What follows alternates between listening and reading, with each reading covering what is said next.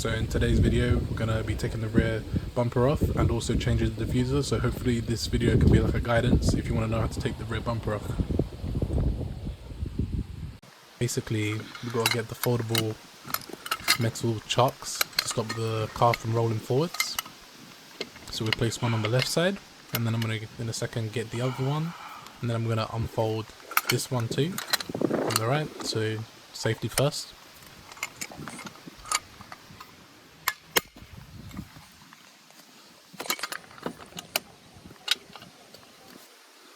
Alright, so this bit here we just prepping up, getting the jack ready. So right here, just got to find a jacking point, and where I found it was underneath the rear suspension. And in a second you'll see that I've got like a rubber chock just to make sure that there's no damage being put onto the metal or from my jack to the car surface.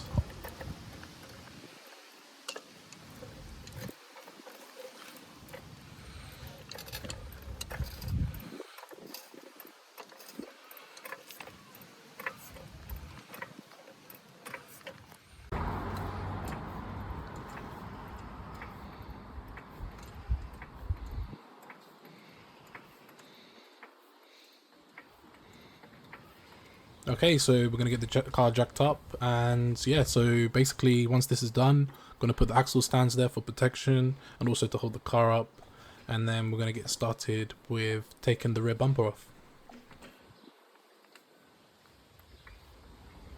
That's it. Axle stands are in place now, so the jack is going up for support, so that's just an extra support just in case.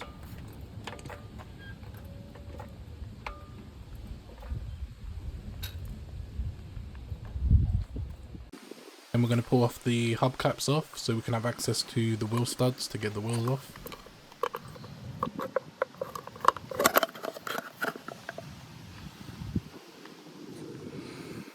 My best favourite tool, the impact gun, 17mm socket, ready to go in, ready to get the wheel nuts, blast them out.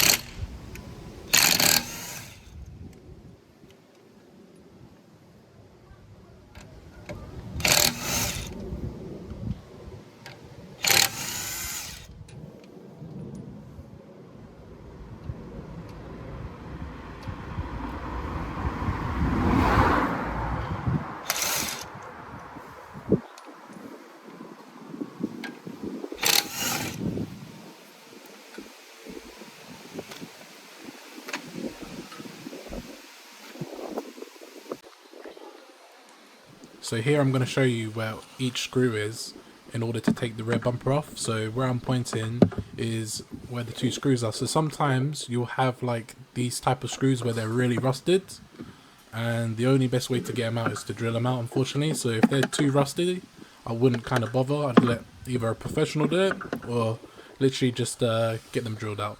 So I'm showing the next two locations to take the next bits out, which is the two nuts underneath the bumper.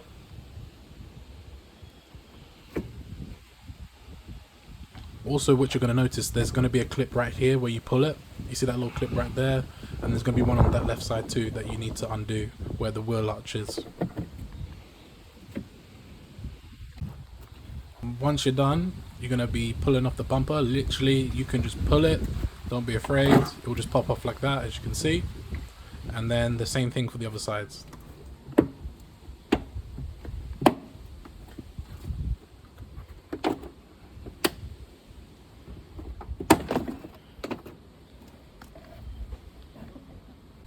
So there's going to be a wire harness that you'll need to take out, so you just remove that in order to take the rest of the whole bumper off.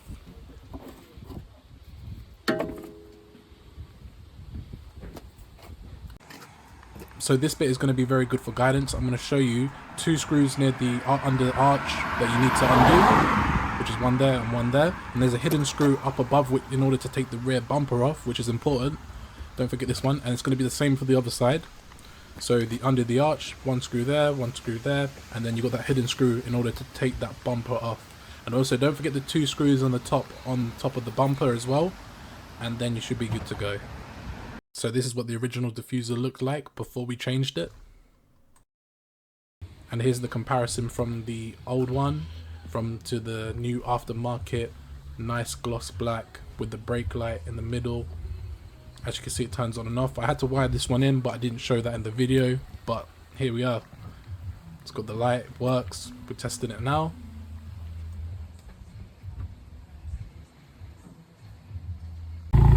Yeah, so basically that's it for the video. And yeah, what do you think about the Aftermarket diffuser? Yeah, and thanks for watching my video, and hopefully this helps and gives you an idea of how to take the rear bumper off on a Fiat Abarth. Thanks again, and have a good day.